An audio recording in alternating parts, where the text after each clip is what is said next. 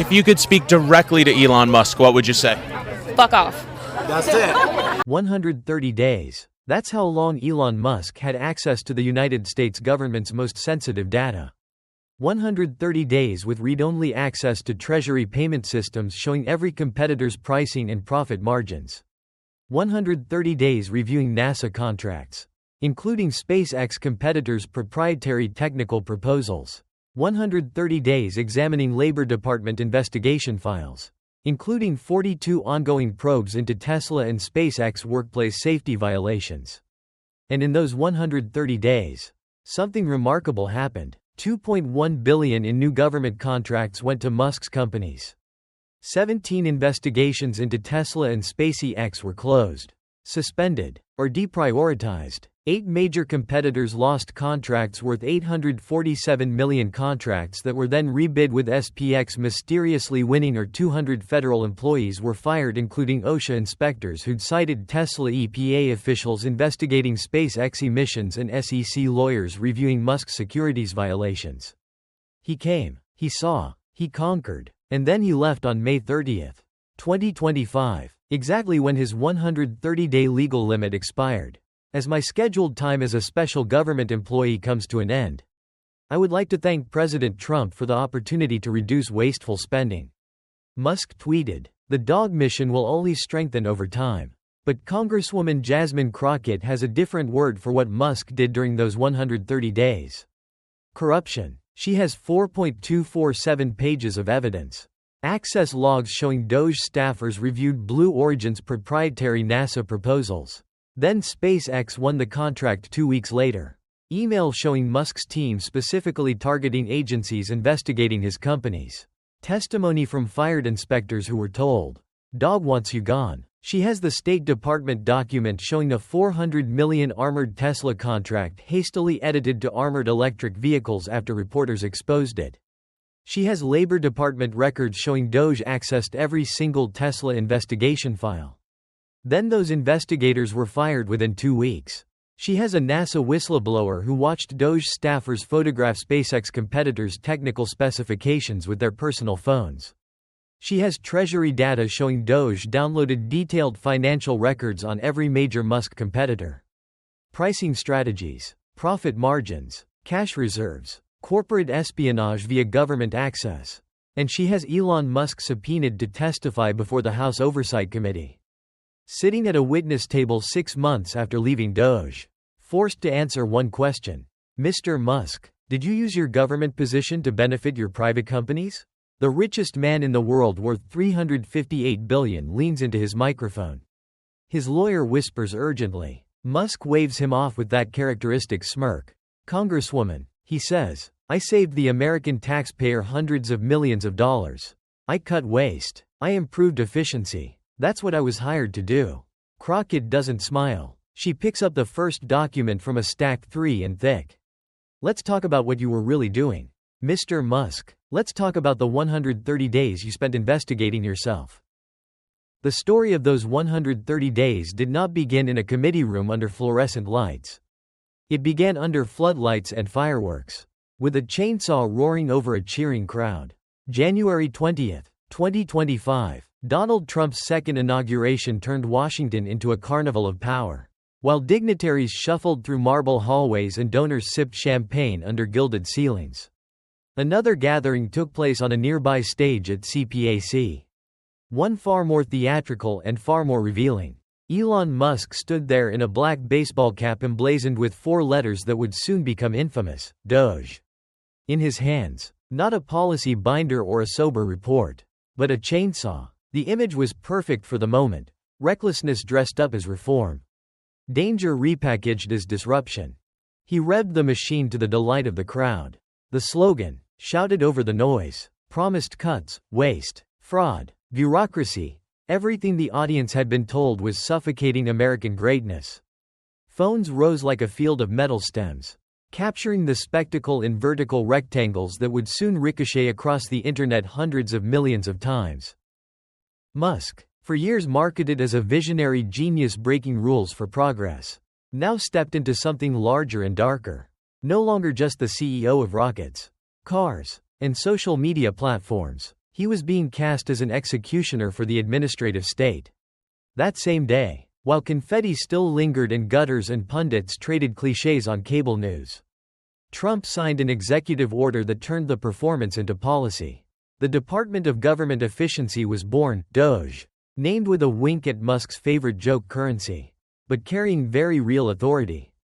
On paper, the mission sounded technocratic. The new unit would identify waste, fraud, and abuse. It would have read-only access to executive branch systems, as necessary, to evaluate spending. It would work hand in glove with the Office of Management and Budget, issue recommendations, and report directly to the president. The document did not mention Tesla or SpaceX. It did not reference special treatment for private interests. It never used the word power, even once. Instead, the danger hid in what was missing. There was no meaningful recusal requirement, no independent ethics oversight, no explicit firewall between a billionaire's sprawling private empire and the vast trove of federal data he was being allowed to explore. The position Trump handed him, special government employee, sat in a gray zone of federal ethics rules, designed for short-term experts, not oligarchs with ongoing litigation and tens of billions at stake. Traditionally, special government employees were academics brought in to advise on a report, or doctors lending expertise to a panel. Their 130-day limit was assumed to be a safeguard, too brief for deep entrenchment, too narrow for major conflicts. In Musk's case, the assumption collapsed on contact with scale. By the day he accepted Trump's offer, SpaceX held more than $15 billion in active government contracts. Tesla had already extracted over $11 billion in regulatory credits and subsidies. Federal agencies were investigating autopilot crashes, workplace injuries, discrimination complaints, and market-manipulating tweets. Environmental regulators were reviewing rocket emissions at Starbase. Securities lawyers were examining his casual social media promises to take companies private or move markets with memes. And now the same man at the center of all those inquiries was walking into the control room. The White House brushed aside early questions. The press secretary assured reporters that Musk would excuse himself from anything that presented a conflict, insisting that he had complied with all relevant laws. Ethical self-policing, they suggested, was enough. It was a familiar American myth, the idea that wealth creates virtue, that success proves judgment, that the richest man on earth could be trusted to regulate himself. On January 21, the day after the inauguration, the myth met reality. DOGE teams, many composed of former Tesla and SpaceX employees personally vetted by Musk, began fanning out across the bureaucracy. They arrived at agencies with authorization letters stamped with the presidential seal, demanding access to databases, contract files, personnel records, and investigative folders, doors that had resisted journalists, watchdog groups, and career congressional staff opened without protest. At the Department of Labor, a DOGE team walked into the office of the solicitor and asked for the full docket of active workplace safety cases. Behind those bland words lay stories of crushed hands, toxic fumes, fatal falls. Among the files, 24 open investigations into Tesla facilities and SpaceX operations, photos of mangled machinery, witness statements from workers who claimed retaliation after raising concerns, draft penalty recommendations measured in 6 and 7 figures. Access granted, just like that. At NASA, DOGE staffers requested procurement evaluation records, internal analysis of bid proposals for upcoming satellite programs, launch services, and technology development. The evaluations were supposed to be confidential, containing proprietary technical approaches from companies locked in fierce competition. Yet with Musk now in charge of efficiency, the walls dropped. Files were opened. Proposals for a major Earth observation satellite, Blue Origin, Lockheed Martin, Northrop Grumman, SpaceX, sat on the same table, no longer shielded from the eyes of Musk's people. Over at Treasury, the reach was even more breathtaking. The payment management system tracked every federal disbursement to every contractor. Buried inside sat commercially sensitive data, billing rates, indirect cost structures, profit margins, cash flow patterns, information competitors would normally hire consultants and hackers to guess at. Doge logged in. Treasury analysts watched as specific contractors were queried, not random sampling. Not statistical analysis of waste, but targeted pulls focused on the companies that shared one primary characteristic: they were standing between Musk's businesses and government money. SEC servers recorded a similar pattern. Files tagged with Musk's name and ticker symbols tied to his companies were accessed under Doge credentials. Investigation timelines, internal memos, draft charging documents, all suddenly within reach of the person those cases were built around. Every step, every login, every file opened left a trail in access logs. At the time, those logs looked like routine technical metadata. Only later would they become evidence. In the early weeks, the changes appeared subtle, almost bureaucratic. A procurement process was re-evaluated. A safety investigation was consolidated. A regulatory review was streamlined. Words that sounded dull on press releases, harmless in isolation. Inside the agencies, though, people felt the ground shifting. At Treasury, an analyst named Sarah Chen watched as Doge's queries zeroed in on specific firms: Blue Origin, Lockheed, Northrop, traditional aerospace giants whose margins had been reinforced by decades of government contracting. What Doge downloaded was not what she expected for a waste review. This was not sampling to examine cost overruns or double billing. It was full-spectrum extraction: rates, overhead formulas, long-term revenue projections. Her attempt to raise a red flag to her supervisor was met with a gentle warning. Doge's mandate, she was told, came straight from the Oval Office. Questioning their access was above her pay grade. At NASA, contract evaluator Dr. James Harrison had spent more than 2 decades balancing cost, risk, and ingenuity. Confidential technical proposals were his daily bread. He knew where innovation lived in the paperwork and where the spin started. So when a Doge team led by a former SpaceX engineer showed up asking to see all proposals for a satellite contract, alarms went off in his head. The authorization letter they carried left little room for debate. Presidential directive, efficiency review, necessary access. Harrison watched as phones appeared on the table. He knew the rules: no photography of proprietary content, no copying outside controlled systems.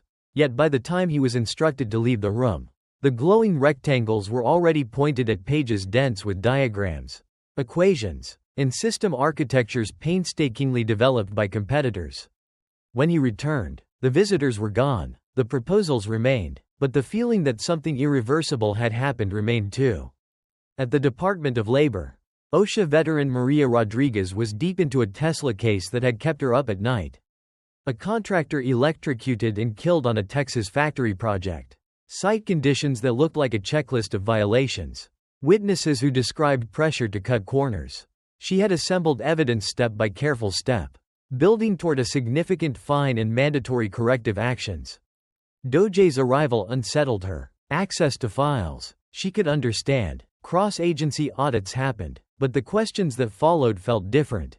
Interest was not abstract or systemic. It was laser-focused: Tesla cases, SpaceX cases, anything that might cost Musk's companies money or reputation. Within weeks of Doge pulling her files, Rodriguez found herself reassigned, then suspended, and finally terminated under the banner of efficiency reforms. The case she had poured herself into evaporated, transformed into a closed matter with no penalty, no admission of wrongdoing, and no structural change on the ground where people still worked among live wires and hurried installations. Her story, painful as it was, turned out to be one thread in a much wider pattern. A pattern that would only become clear once someone outside the executive branch started to connect the dots. For months, the public narrative remained dominated by Musk's carefully curated image. Social media clips showed him touring federal offices, joking with staff, promising to fix bloated systems. Supporters celebrated early headline figures about savings and streamlining. Critics grumbled, but lacked the internal documentation to make their case stick. On spreadsheets buried deep in agency servers, however, the numbers were already telling a different story. Contract award logs showed a sharp inflection point. Before Musk's appointment, SpaceX and Tesla enjoyed healthy, but predictable flows of federal business. During the 130 days of Doge, Those flows surged. Satellite programs, vehicle procurements, data service agreements, line items that had once gone to a mix of legacy firms began skewing toward Musk's companies with suspicious precision. Investigation tracking systems showed another curve. Safety probes, environmental reviews, securities cases, labor complaints connected to Tesla or SpaceX started dropping off. Some were closed with anodyne language about resource reallocation. Others were shunted into indefinite suspension under vague budgetary excuses. Personnel rosters told a human version of the same story. Inspectors, engineers, and lawyers with one shared characteristic: willingness to confront Musk's companies, found themselves pushed out in wave after wave of restructuring. None of this, taken alone, was enough to crack the facade. Bureaucracies are messy, contracts shift, careers end abruptly for reasons never fully explained. But Congress has one power the executive branch never truly controls: the power to ask for everything at once. In June 2025, as Musk returned to his familiar posture of tweeting grievances and teasing new products, a quiet operation began in a House office belonging to a freshman Congresswoman from Texas who had spent far more time in courtrooms than green rooms.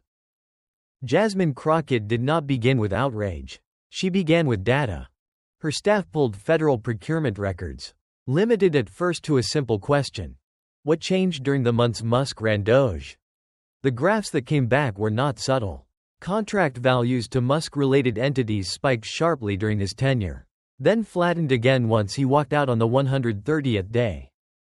She ordered cross-references. Which investigations into Tesla or SpaceX had been opened before Doge? Which remained open after? The list shrank dramatically over that same window. Then came the crucial link: access logs. Which Doge accounts had been inside which systems? Looking at which files? On which days? Slowly, row by row, a picture emerged, not of random efficiency reviews, but of a methodical campaign. Doge went into systems holding competitor data, pulled proprietary information, and shortly thereafter Musk's companies emerged with better bids and new contracts. Doge opened investigations into Tesla and SpaceX, and those cases died while their investigators lost their jobs.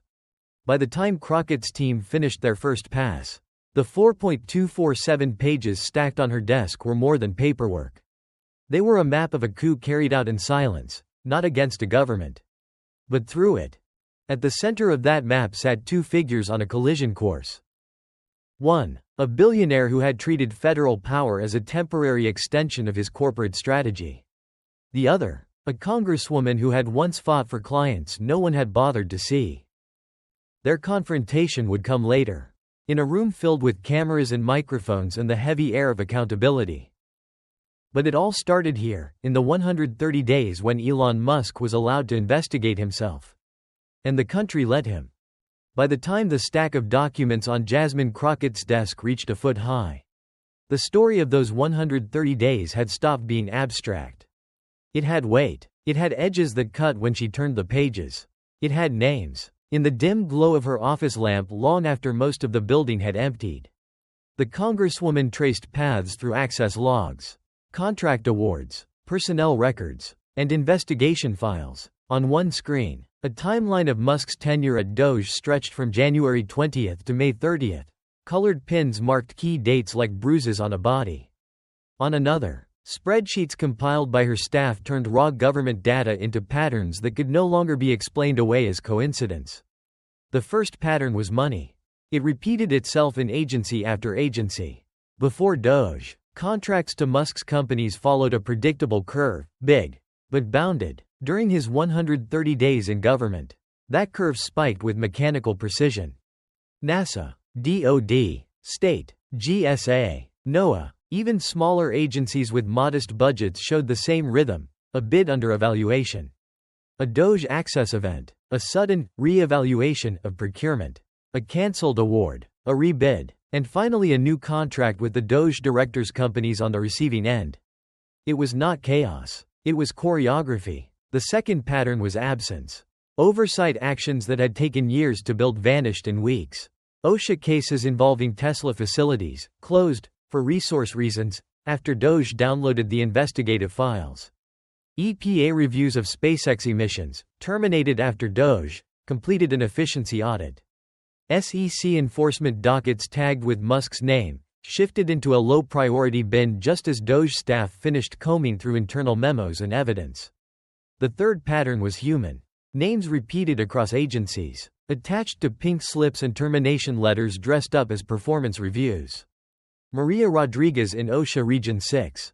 Marcus Thompson in Region 9. Lisa Chong at EPA. Securities lawyers with 15 years of clean evaluations suddenly labeled, not aligned with new priorities. NLRB investigators reassigned to routine matters after pushing too hard on Tesla's union-busting allegations. The official explanations read like generic corporate boilerplate: restructuring, efficiency, modernization, but the metadata told a different story. Each name on the eliminated list lined up with a case file DOGE had accessed. It was as if someone had drawn a circle around every person standing between Musk's companies and accountability, then quietly erased them with a governmental rubber stamp. Crockett moved through the evidence the way she had once moved through case files as a public defender, looking for the parts that linked, the parts that contradicted, the parts someone with power desperately needed to stay buried. Her staff had created visualizations to help. One wall of her office was covered in printed charts, colored lines showing contract values, dotted lines showing data access, vertical bars marking firings and suspensions. Viewed together, the chaos resolved into intention. It became harder and harder to believe in coincidence and easier to see something else: design.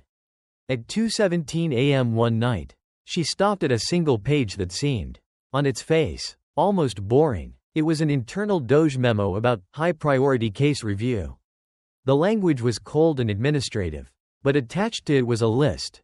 Docket numbers from OSHA, EPA, SEC, NLRB, FAA. Each was cross-referenced to Tesla or SpaceX. Each investigation was flagged for efficiency evaluation. A note at the bottom, buried halfway across the page, in small, unemotional type, directed staff to recommend status changes where appropriate. 2 months later, all but one of those cases were either closed or suspended. Efficiency, Crockett thought, was the prettiest word for sabotage she had ever seen. She knew what this kind of paperwork looked like from the other side. As a defender, she had watched how systems dressed up cruelty as procedure. A missed deadline became a justification for denial. A policy change became an excuse to cut services. Now she saw the same logic at a higher altitude. People who investigated powerful companies became redundant. Protective regulations became burdensome. Freedom from accountability became innovation. The deeper the committee dug, the clearer the outline became. DOGE's read-only access was like the master key to a building that had never imagined such a visitor. Credit to the engineers who had built the security systems. They assumed bad actors would come from outside. No one had thought to guard against someone walking in through the front door with a presidential escort and a smile.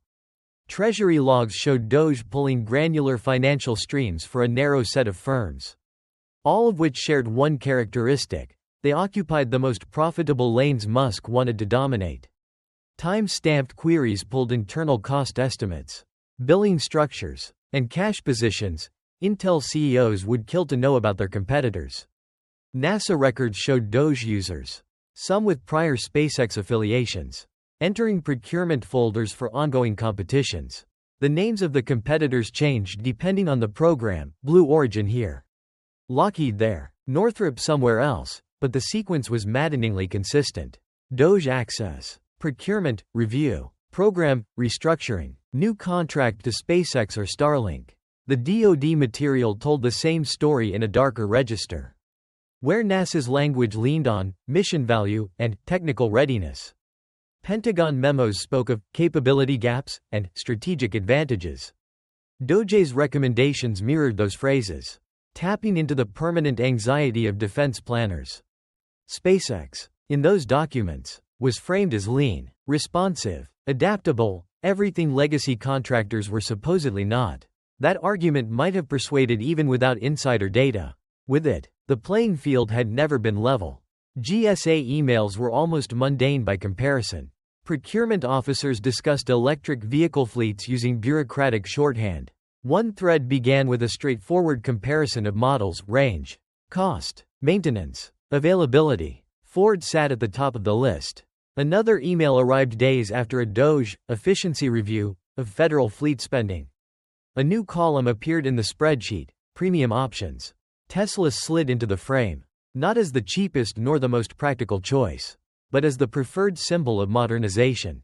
Within weeks, 120 Tesla vehicles had been folded into a contract initially designed for someone else. The case that turned outrage into something sharper was the State Department mess. Crockett read and reread the procurement forecast entry so many times the line burned itself into her brain. Armored Tesla vehicles for diplomatic security. $400.000. Then the revision. Armored electric vehicles. The brand scrubbed out. The category widened. The timestamps told the real story.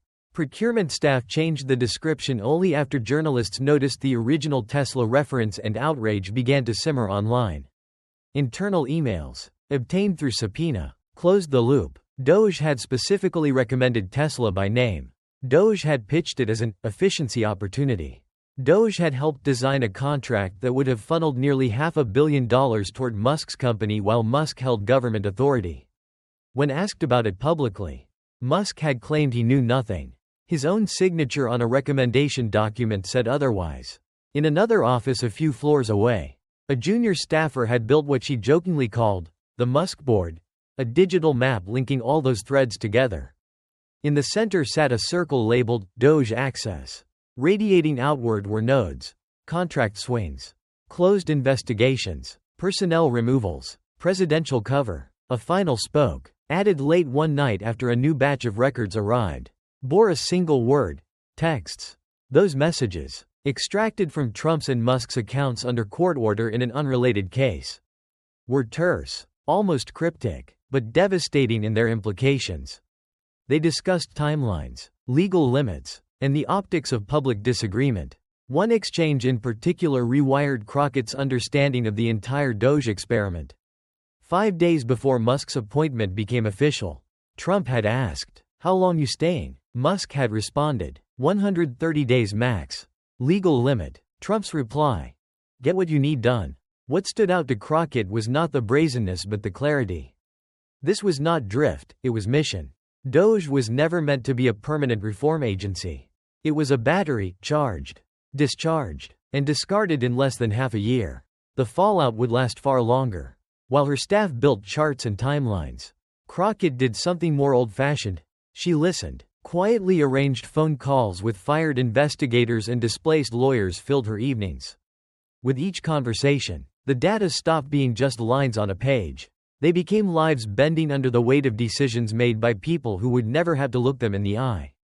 Maria Rodriguez described the Tesla case that had sparked her removal. She walked Crockett through the site photos, the coroner's report, the safety gaps that kept repeating across facilities, understaffed crews, rushed timelines, training more aspirational than real. She explained how DOGE's arrival had turned her case into a liability, not because it was weak, but because it was strong.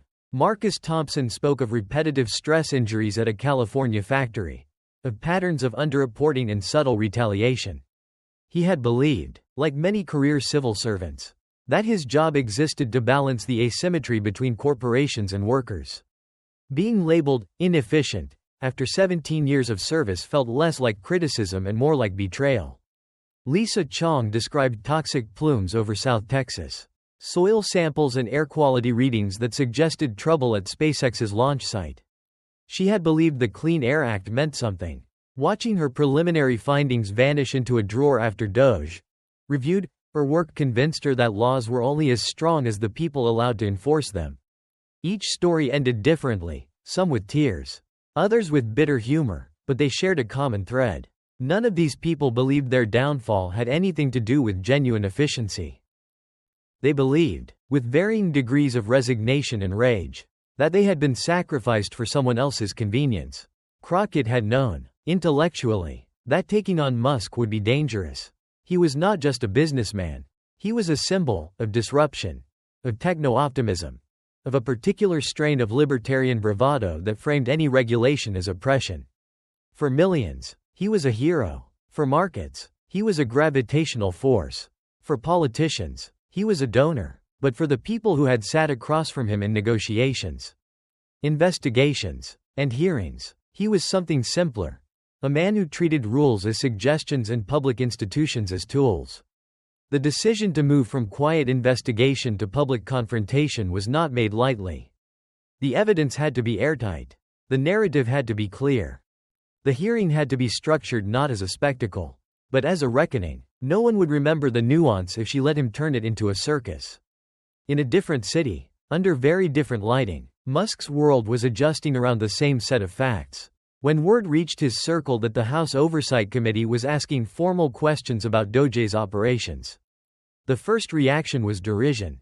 Online, Musk mocked career politicians and deep state bureaucrats who, in his telling, were furious that someone had finally exposed their waste.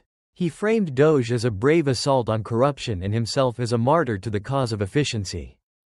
Internally, however, his lawyers were less amused. The document requests from oversight were broad and aggressive. They reached into DOJ, SpaceX, Tesla, and even his personal communications with White House officials.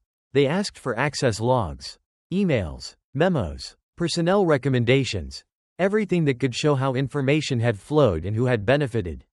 Legal counsel recommended a standard playbook: delay, narrow, challenge, bury in objections. Musk, used to bending rules and timelines to his will, agreed only grudgingly. He believed public opinion could be whipped into a sympathetic frenzy if he framed himself as a victim of political persecution.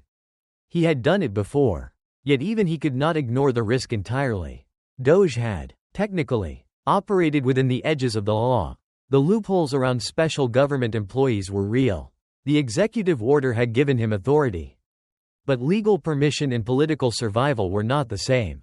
What worried his team was not the existence of access logs or contract swings. They could always argue that contracts followed merit and logins followed necessity. What worried them were the edges. The casual texts, the joking references, the emails written by staffers who believed they were among friends, sarcastic asides about getting rid of troublesome inspectors, notes about killing pointless investigations, comments about fixing contracting processes that had too many legacy winners. In any other administration, this might have remained internal gossip. In an era of near-constant leaks and litigation, it became potential evidence. Strategy meetings began in windowless rooms with confiscated phones and ended with drafted talking points emphasizing three themes: patriotism, efficiency, and persecution. Musk would present himself as someone who sacrificed his time and expertise to help a struggling government, only to be punished by entrenched interests. Any contract wins would be framed as proof his companies were simply better. Any investigation closures would be framed as corrections of wasteful witch hunts. Anything else would be, in his public telling, a lie. On the Hill, Crockett thought several steps ahead. She knew Musk would lean on his persona. The smirk, the casual dismissals, the half-serious, half-mocking tone that made his most aggressive statements sound like jokes until they weren't. She knew he would try to turn the hearing into a referendum on bureaucracy, not on his conduct. So she built the hearing around an idea he could not easily escape: self-interest. The official title, Conflicts of Interest and Corporate Corruption. The DOJ operation stripped away the jokes about memes and rockets. It pinned the focus where it belonged, on the collision between public power and private gain. Witness lists were drawn up with surgical intent. Career officials who had authorized DOJ's access would explain the formal authority Musk had wielded. Analysts like Sarah Chen and Dr. Harrison would offer detail on what DOJ actually looked at. Fired investigators would provide the human cost. Ethics experts would explain the gaps in existing law. Musk himself would be positioned at the center, not as a guest offering insight, but as a subject under investigation, compelled by subpoena to answer whether he had turned government service into an extension of his corporate strategy. As the date approached, the hearing began to take on a life of its own outside the committee room.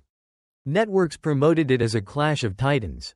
The world's richest man versus a congresswoman who had cut hair to afford law school and now wielded a gavel. Commentators debated whether anyone in Washington had the skill to box Musk in.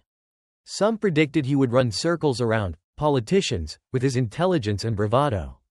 Others suspected his habits, impulsivity, arrogance, contempt for rules, would work against him under oath. Through it all, Crockett kept returning to the documents. She did not want a viral moment. She wanted a record so clear that future prosecutors, historians, and reformers would be able to trace it without guesswork. Every question she drafted had a citation behind it. Every accusation was tied to a time, a place, a log entry, an email. The power imbalance between them was massive. He had billions, an army of fans, and a media ecosystem eager to defend him. She had facts and a microphone. In an era of short attention spans, it did not feel like a fair fight. The morning of the hearing broke gray and heavy over Washington, the kind of sky that made marble look dull and monuments seem tired. Outside the Capitol, lines formed early. Musk supporters arrived in Doge hats and T-shirts depicting rockets, cars, and cartoon dogs. Critics came with signs about corruption, oligarchy, and captured government. Somewhere in the middle, tourists stumbled into history without quite realizing it. Inside, the hearing room filled with the usual mixture of staff, press, lobbyists, and the strategically invited. Cameras took their positions. Microphones were tested. Nameplates gleamed under the fluorescent lights. At the witness table, one chair waited, centered and alone. It was the place where CEOs, generals, and officials had sat for decades to explain themselves to a country that rarely stayed focused long enough to understand the whole story. On this day, it would hold someone who had treated government not as a limit on his ambition, but as one more lever to pull. As Elon Musk walked into the room, flashbulbs popped and phone cameras rose. He carried himself the way he always did in public settings, with a mix of casual defiance and stage-managed ease. The Doge cap was gone now, too on the nose, but the aura of invincibility lingered. He glanced up at the dais where Jasmine Crockett sat, her notes arrayed in front of her, each page a fragment of the story she was about to tell. For a brief moment, their eyes met across the distance between elected power and purchased influence. One had spent 130 days inside the machinery of government rearranging its gears to suit his purposes. The other had spent months reconstructing how he had done it. The confrontation that followed would not reverse what had happened in those 130 days. Contracts would not magically unwind. Lives disrupted by firings would not instantly repair. But in a system that still claimed to be a democracy, there remained one fragile, essential ritual. The moment when power was forced, however briefly, to explain itself. The gavel rose above the murmur of the crowd. The cameras focused, the recorder's word to life, and the investigation that had begun in the quiet of a congressional office, with a woman tracing lines on a chart late at night, finally stepped into the light. The gavel struck, not loudly, but with a precision that cut through the layered noise of cameras, murmurs, and shifting bodies. The room settled into a taut stillness, a collective inhale suspended in the space between disbelief and expectation. The nameplate in front of the Congresswoman gleamed in the harsh overhead lights, Jasmine Crockett. The woman who had spent months excavating the truth hidden beneath bureaucratic camouflage. Down below, Elon Musk adjusted his posture with calculated nonchalance, hands folded loosely as if this entire event were merely another product launch. Another spectacle he could bend by force of personality. Yet somewhere beneath the polished exterior, the weight of subpoenas, logs, memos, and testimonies pressed invisibly at the edges of his composure. For the first time, he was not the interviewer, the disruptor, the provocateur. He was the observed, the one under oath, the one whose actions had created shadows long enough to reach into this chamber. The atmosphere thickened as Crockett began, not with flourish, but with structure, laying out the scope of the committee's inquiry. Her voice carried an even cadence, the tone of someone who had built her case piece by piece and now held it assembled before her like an engine ready to roar to life.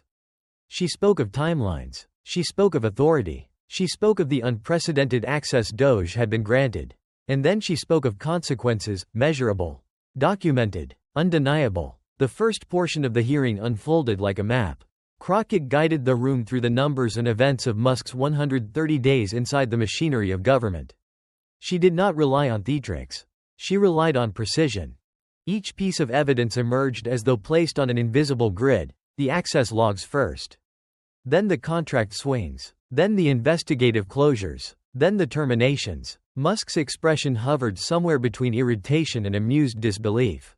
This was his usual strategy: treat all criticism as unserious unless it threatened something tangible. Even then, the smirk rarely fully disappeared. The first shift came not from Crockett's tone, but from the committee screens lighting up with an animated timeline. A single line stretched from late January to the end of May, dotted with markers like stitches along scar tissue. Each dot represented a moment Doge accessed a sensitive database. A second line overlaid it: contract awards to Musk's companies. The two lines moved in eerie synchrony, rising and falling like mirrored waves. No commentary was necessary. The pattern spoke its own unsparing truth. Musk shifted in his chair. His jaw tightened. His fingers tapped once, then stilled. Crockett allowed the silence to stretch long enough for the room to understand the rhythm of what they were seeing.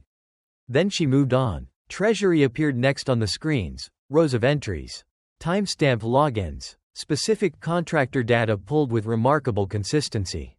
Each access event aligned with a specific competitor: Blue Origin, Lockheed, Northrop, Boeing. Financial structures that companies guarded behind firewalls were suddenly open to a billionaire with competing interests and no meaningful oversight. Crockett narrated the sequence clinically, as if reading from a forensic autopsy report. No embellishment, no accusation, only fact. Treasury analysts had watched it in real time. Database logs had preserved every keystroke. Doge had accessed deep financial data on 8 major competitors within a span of days.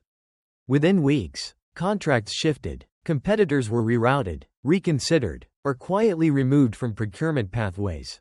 SpaceX and Tesla surged into the vacuums left behind. Here, Musk's counsel leaned forward, tension telegraphed in the subtle tightening of posture. They knew this portion of the evidence was damaging, but survivable if they could reframe it as legitimate oversight. Had Doge been tasked with reviewing contractor spending? Yes. Could that require looking at financial data? Arguably. Crockett knew this too, which was why she didn't linger. The next part was no longer a matter of interpretation. It was cause and effect written in human terms. The firings appeared next, not in isolation, but in sequence. A cascading chart revealed how 23 OSHA inspectors, 14 EPA engineers, 8 SEC lawyers, and 11 NLRB investigators had either been fired, reassigned, or forced into resignation during Musk's 130-day tenure. Their job responsibilities varied, their agencies differed, their geographic regions spanned the country. But every one of them shared two traits: they were investigating Tesla or SpaceX, and their files had been accessed by Doge before their careers were abruptly severed. The pattern was not only visible, it was overwhelming. Terminations aligned with access logs the way lightning follows a conductor.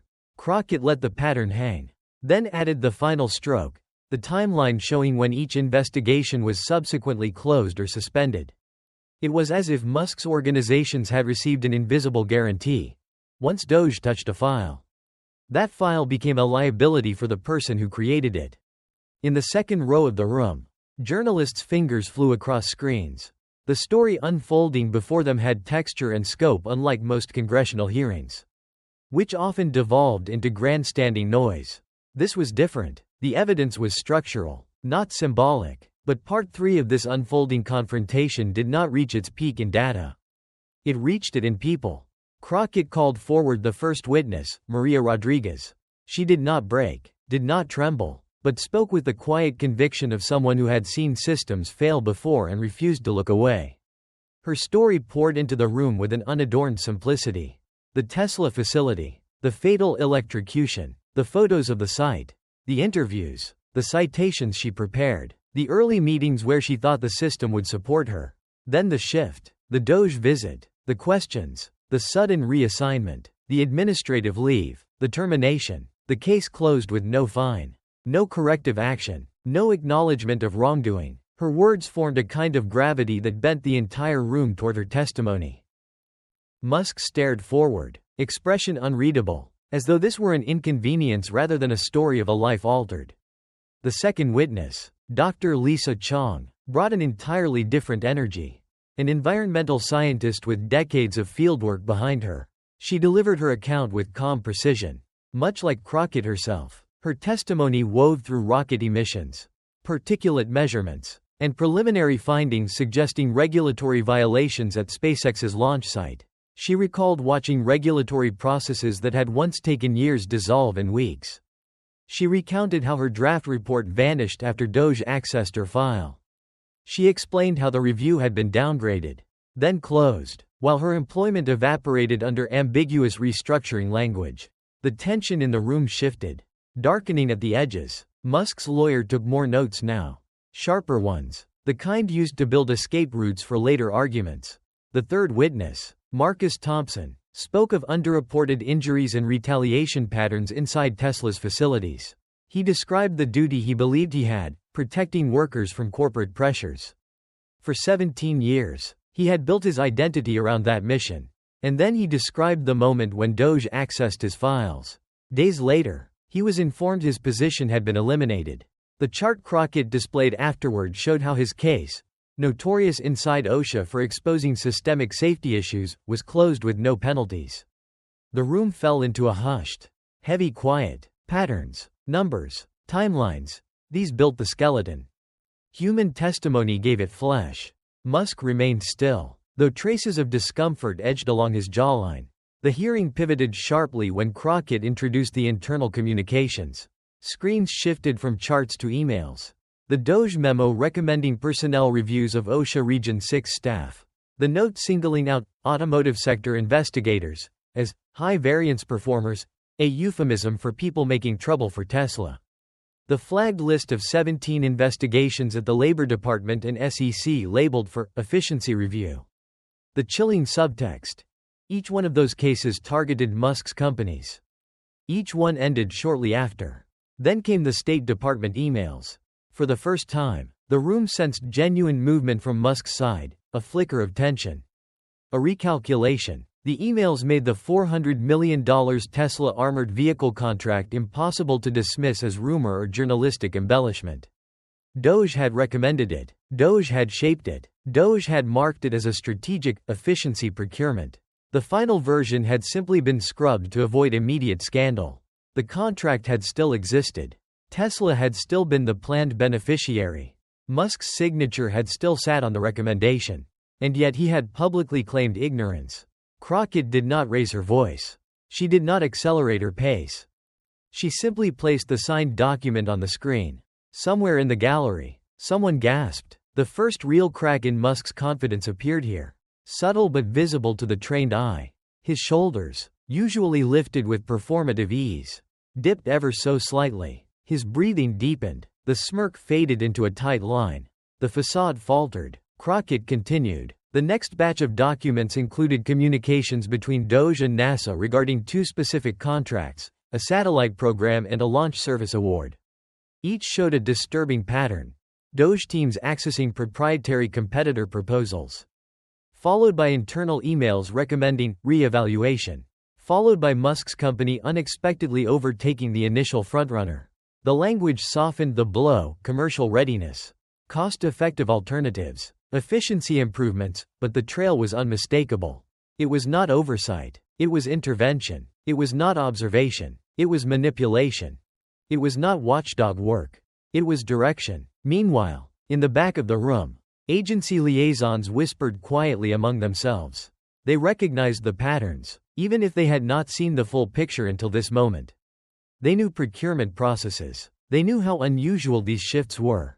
They understood that a system designed to resist favoritism had been bent behind closed doors with a speed and precision unlike anything they had seen. Yet the moment that cut through the hearing like a blade did not come from a chart or witness. It came from the introduction of the text messages. Crockett signaled to the committee staff, and the room's screens brightened with a sequence of short, sharp lines. The messages appeared simple on their face, brief, almost casual, but the implications were seismic. Trump's question, "How long you staying?" Musk's reply, 130 days max. Legal limit. Trump, "Get what you need done." And weeks later, another exchange. Almost time.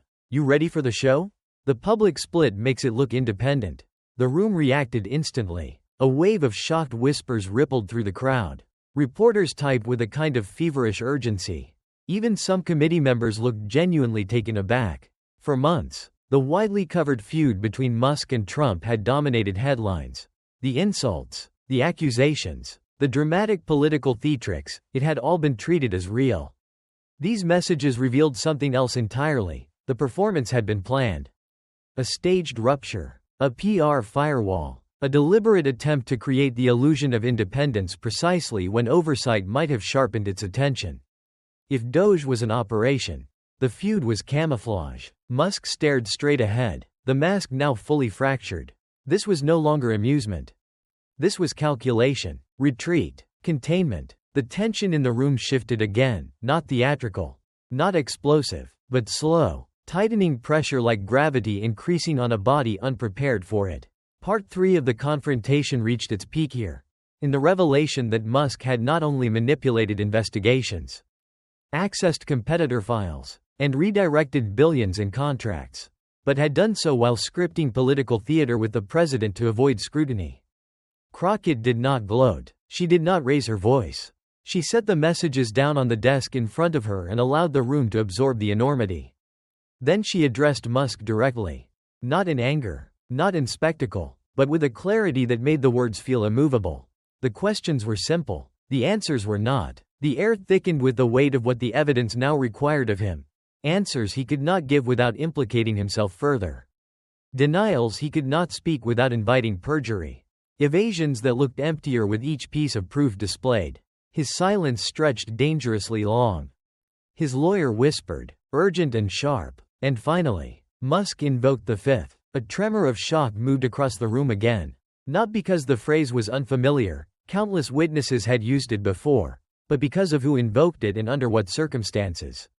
The world's richest man, the figure who mocked bureaucracy, who presented himself as unafraid, unbothered, unstoppable, now shielded himself with the only legal tool left between him and the consequences of the evidence assembled before him. Crockett marked the invocation for the record. The cameras captured the moment. And with that, part 3 of their confrontation drew to a close, not with shouting or spectacle, but with the sound of silence filling the room where certainty had once lived. The silence that followed Musk's invocation of the Fifth Amendment did not dissipate. It settled, dense, unyielding, over the hearing room like a low, unmoving storm cloud. Reporters glanced at one another, uncertain whether to begin typing or simply absorb the weight of the moment. It was the kind of silence that rewrites the mood of an entire room. Not shock, not outrage, something colder, a recognition that the barrier Musk had always relied upon, confidence bordering on defiance, had finally fractured. Crockett understood the shift instantly. Her posture didn't change, but her presence expanded. She did not need to attack. She needed only to continue the structure she had so meticulously built. The gallery leaned in, not searching for spectacle now, but for understanding. Something structural had been revealed in Musk's refusal to answer. A crack in the architecture of a narrative he had maintained for years. And Crockett pressed onward, not to punish him, but to expose the broader machinery behind the 130-day operation. She began with motive, not in vague terms, not in ideological abstractions, but through financial patterns drawn into stark clarity. Screens displayed a graph. Musk's net worth over time. Line rising sharply during his Doge tenure. Then leveling. Another graph showed the valuation jumps for Tesla and SpaceX. The lines were unmistakable. Upward surges precisely aligned with contract announcements and investigation closures. The committee room murmured with a restless unease. Musk's defenders in the gallery shifted in their seats. His critics straightened with newly validated suspicion. But the deeper pattern was not just wealth accumulation. It was timing that mirrored the architecture of intent.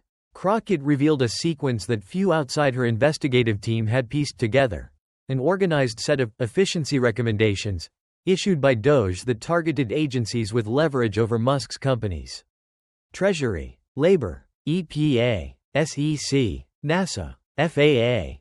Each memo crafted with uniform rhetorical framing, waste reduction, redundancy elimination, modernization. Yet when overlaid with the internal lists Doge kept, the intended targets became visible beneath the camouflage.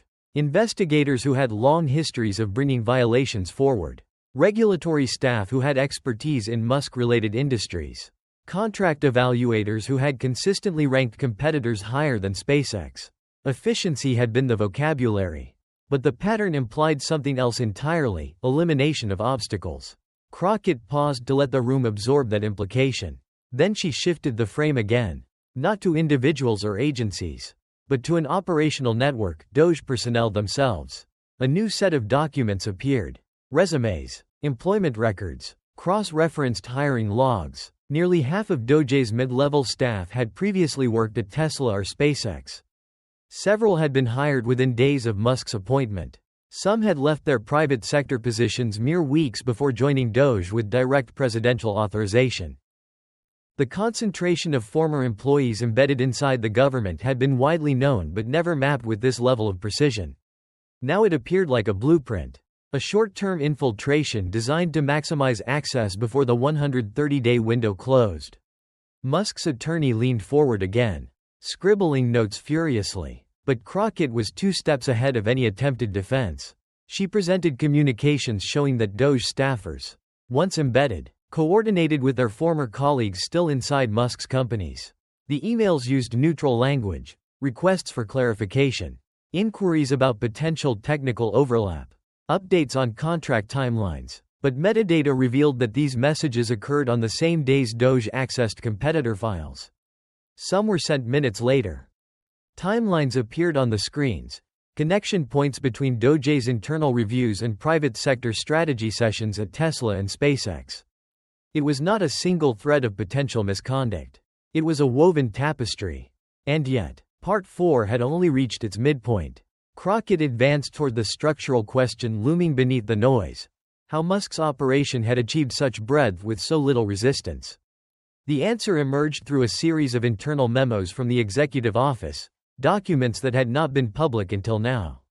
They outlined the foundational error: the loophole granting special government employees exemption from key conflict of interest rules. Musk had been appointed under this classification. DOGE had been structured with no internal ethics office, no oversight mechanism, no conflict firewall, no recusal obligations. The screens displayed an excerpt from the executive order establishing DOGE. A single paragraph, innocuous at first glance, granting Musk's department temporary read-only access to all databases, systems, and files required to identify federal inefficiency. The gallery exhaled softly. That was the key. That single clause had unlocked the entire apparatus. It was why DOGE could access Treasury's contractor financial data. It was why DOGE could enter NASA's secure proposal vault. It was why DOGE could review ongoing federal investigations. The veneer of oversight had been stripped away. Musk's hands were still, but his expression had shifted from amusement to something colder: calculation. Anticipation. Perhaps a moment of realizing just how complete the exposure had become. Crockett pressed further. She revealed documents showing how DOGE bypassed advisory committees, how agencies had been pressured to fully cooperate, how recommendations issued by DOGE were treated as presidential directives. The hearing room absorbed the implications, not just of Musk's actions, but of a governmental architecture vulnerable to exploitation by anyone granted temporary power without internal guardrails. Then came the foreign contracts. Not the ones Musk's companies had won, but the ones they had lost, or were positioned to lose. Crockett displayed a sequence of international procurement records showing how foreign governments reacted to the flood of new SpaceX awards. Some accelerated partnerships with Musk's companies. Some raised concerns. Others shifted contracts away from U.S. competitors. Suspecting unfair access had tilted the market. The consequences of Musk's DOGE tenure were no longer domestic. They had become global. Crockett's narrative tightened with each revelation. The room felt the pressure building, not toward a climactic confrontation, but toward a structural conclusion. Musk's 130 days had not merely transformed contract landscapes. They had tested the resilience of federal systems themselves. The final sequence of Part 4 centered on the whistleblower network. Multiple government employees, from different agencies, had independently documented irregularities. Their notes, emails, and memos had been collected by Crockett's staff. Some had resigned rather than participate in what they believed was a distorted oversight process. One called Doge a shadow procurement office. Another described it as an internal surveillance arm for private interest. Yet the most damning whistleblower report came from inside Doge itself. A mid-level analyst whose job was to produce efficiency reports had written a confidential memo to OM after witnessing a series of targeted reviews that seemed designed to preemptively cripple competitors. The memo was never acted upon. It had been buried in a shared drive. Crockett read portions into the record. The room fell utterly still.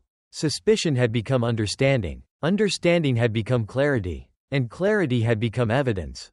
Musk's attorney leaned in again, preparing to object. But Crockett's team anticipated the move. The memo had been authenticated by two independent officials. Admissible. Part 4 reached its closing arc with Crockett assembling the constellation of evidence into a single cohesive frame.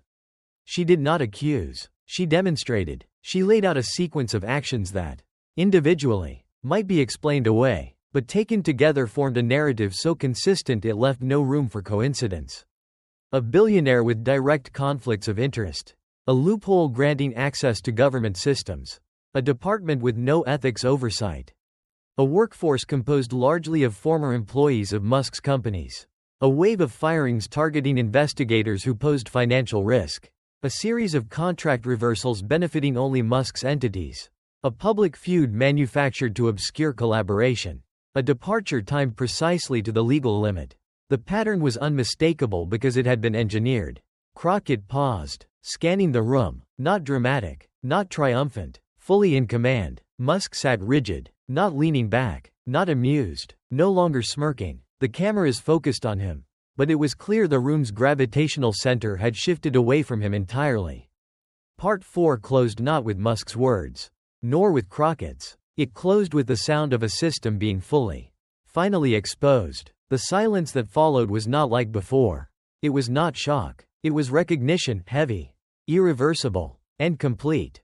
The silence that settled over the hearing chamber after the close of Crockett's fourth arc did not dissipate, it evolved. It took on a different texture. One shaped not by suspense but by the sense that something irrevocable had shifted. Those in the gallery were no longer just observers, they had become witnesses. Carriers of a truth too meticulously documented to be dismissed as political theater. Cameras remained fixed not on Musk's face, now rigid and drained of its earlier bravado, but on Crockett as she prepared to steer the proceedings toward a horizon far broader than one man's misconduct. She opened Part 5 not with new accusations, but with a structural question that reframed the entire narrative. What happens when a system designed to protect the public becomes vulnerable to capture by the very interests it is supposed to regulate? Her voice carried evenly across the room as a new presentation illuminated the screens, an intricate diagram mapping the ripples of Musk's 130-day tenure across agencies, industries, and regulatory ecosystems. The diagram showed more than cause and effect. It revealed a network of dependencies, collapse points, and vulnerabilities that had been exploited with surgical efficiency. Treasury's procurement analyses, NASA's competitive evaluations, labor's safety enforcement apparatus, EPA's environmental gatekeeping, sex market integrity mechanisms, FAA's launch protocols. Each system had been constructed to operate with a degree of independence. A safeguard meant to prevent influence from any single entity. Yet in 130 days, those walls had been breached not by hacking or subversion, but by authority, legal authority, granted through an executive order that underestimated the magnitude of the loopholes it carved open. Crockett guided the room through this systemic architecture with deliberate clarity. She illustrated how a special government employee with broad read-only access could in practice exert influence far deeper than intended. She highlighted the lack of cross-agency communication that allowed DOGE to operate without alarms. She pointed to the absence of oversight triggers that should have activated when high-level investigators began disappearing in clusters. The screens displayed not a conspiracy, but a vulnerability, one Musk had recognized before anyone else. In the gallery, several policy analysts exchanged looks of dawning concern. This wasn't just a case of corruption. It was a revelation that the safeguards of governance had blind spots large enough for a determined actor to reshape entire federal landscapes in mere months. That realization led Crockett to the next sequence of Part 5, the impact fallout. She unveiled a series of economic models that tracked how contract reallocations affected downstream industries.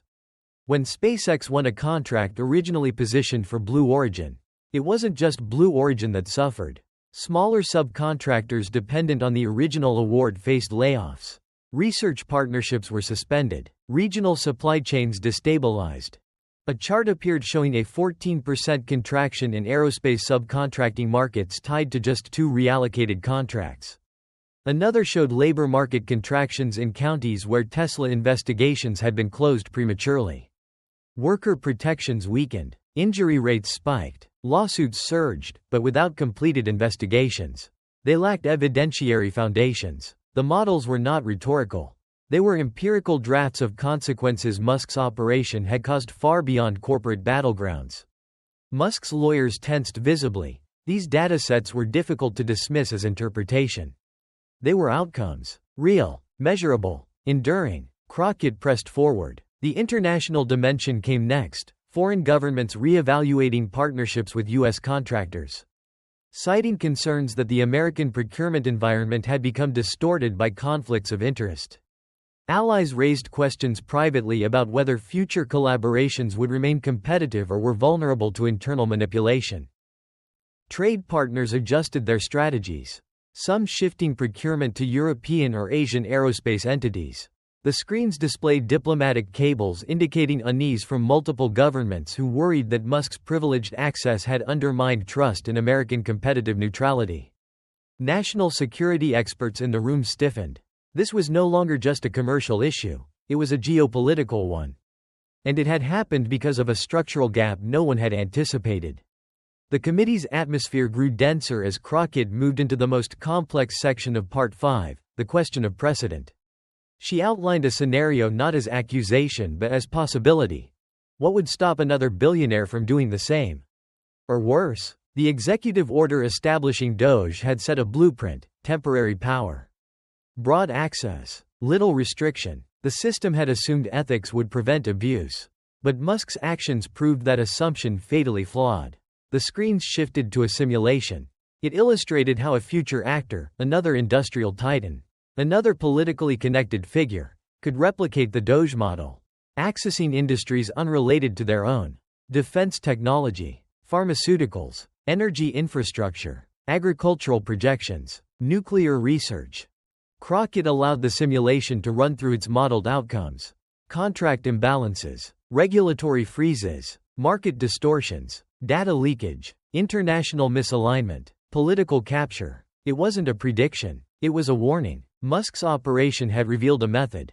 Others could follow it if the system remained unchanged. The weight of this realization settled heavily in the room. Even some skeptical committee members, those inclined to dismiss the hearing as partisan spectacle, leaned forward now, absorbing the implications not as political adversaries but as stewards of a vulnerable civic structure. Musk himself sat motionless, eyes fixed not on Crockett but on the simulation playing out before him. The model reflected his actions, abstracted from his persona, revealing the mechanism behind the drama. It was no longer about him. It was about what he had unintentionally proven possible. Crockett transitioned to the final arc of Part 5, the whistleblower impact statements. Short excerpts from anonymous testimonies scrolled across the screens. One described losing faith in the system after watching investigations evaporate. Another detailed being pressured not to document procedural concerns. A third described witnessing DOGE staff photograph competitor documents and knowing there was no avenue to report the violation safely. These statements were not dramatic. They were weary, understated, deeply human. They illustrated a culture of fear and resignation that had permeated regulatory agencies during Musk's tenure. One analyst wrote, "I realized the system could be bent from within if someone powerful enough wanted it badly enough. And once bent, it would not be easy to straighten again." Crockett let that sentence linger. Then she closed Part 5 with a structural declaration, not an accusation, not a condemnation, but a truth revealed by the evidence. Government had been designed to withstand external attacks. It had never been tested against internal access wielded with private intent. Musk's 130 days had exposed that flaw.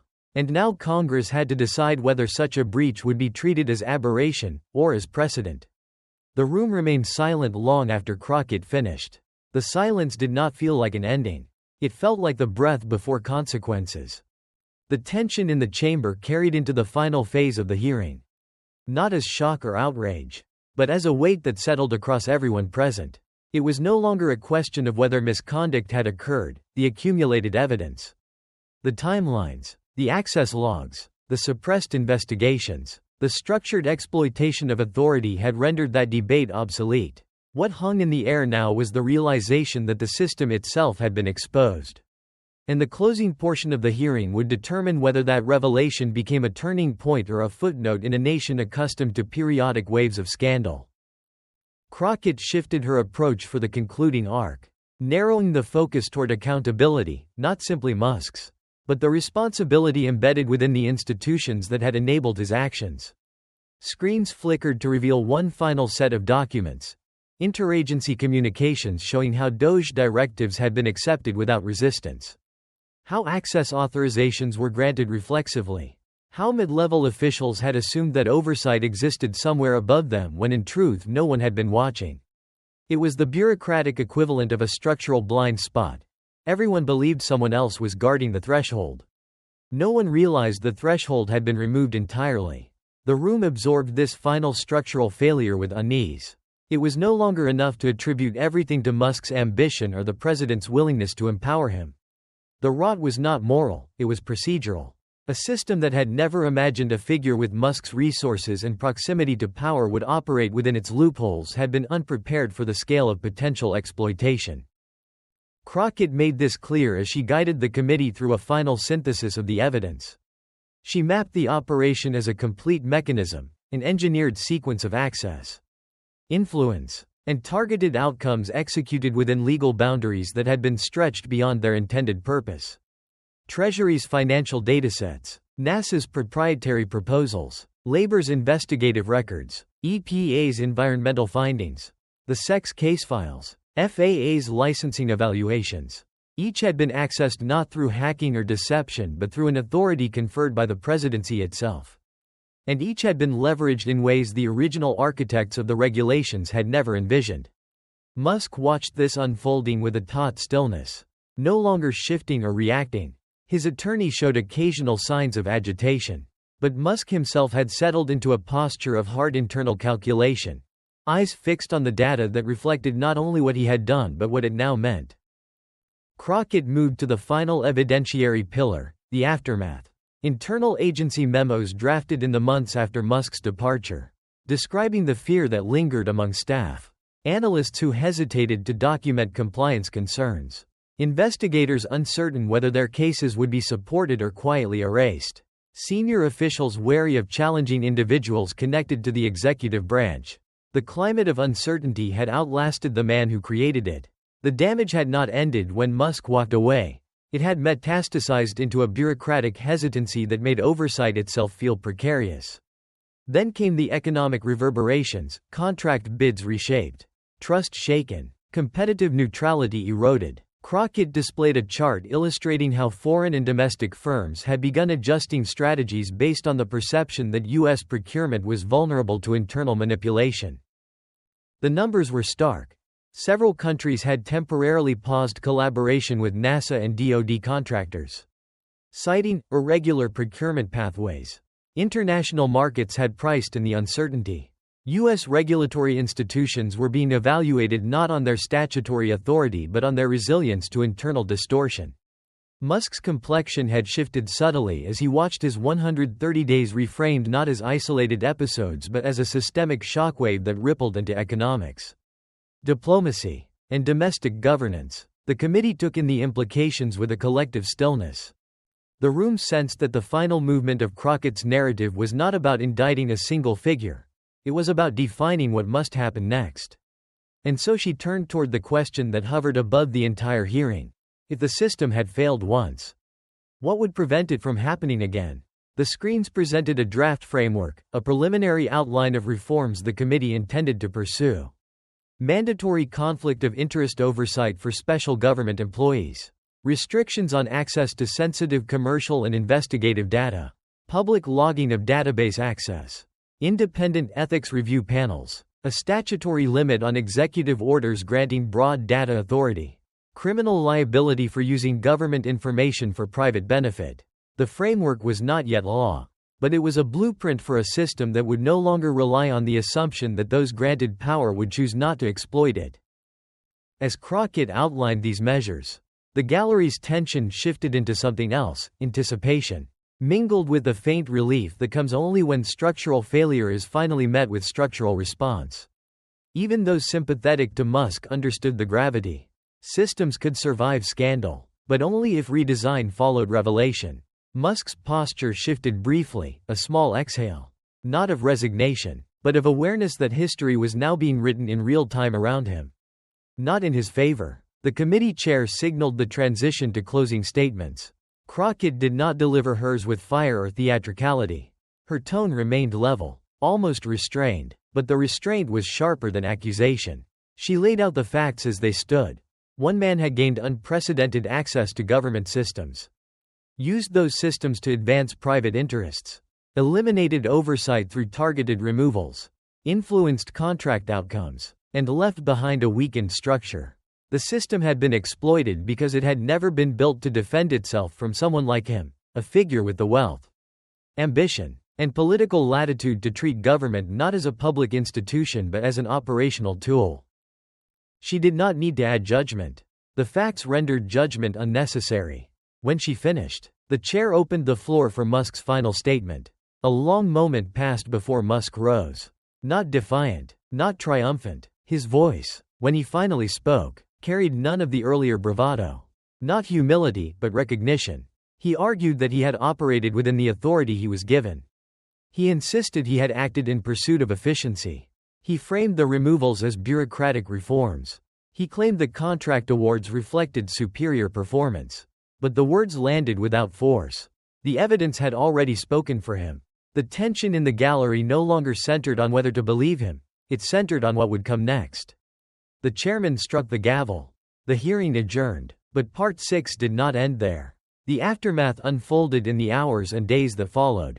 Outside the hearing room, reporters thronged the corridors, pursuing members of Congress for comment. Analysts dissected the implications live on air. Legal scholars debated the scope of potential charges. Investors reacted swiftly. Stock prices trembled. Contracts were reviewed. Market confidence wavered. Inside federal agencies, internal audits were launched. Investigators returned to cases once shuttered. Whistleblowers were contacted for follow-up interviews. The machinery of accountability, dormant for months, creaked back into motion. And at the center of it all was the man who had once walked through the federal system with unmatched confidence, now stepping into a landscape transformed by his own actions. Musk left the Capitol flanked by security and attorneys. His expression unreadable, but the cameras captured an unmistakable truth. He had become the first figure in modern American history whose threat to institutional integrity had come not from outside government, but from within it. Part 6 closed not with spectacle, but with a sentence repeated across headlines, broadcasts, and policy memos. The system had been tested, and now it had to decide whether it would rebuild itself stronger or remain vulnerable to the next 130 days.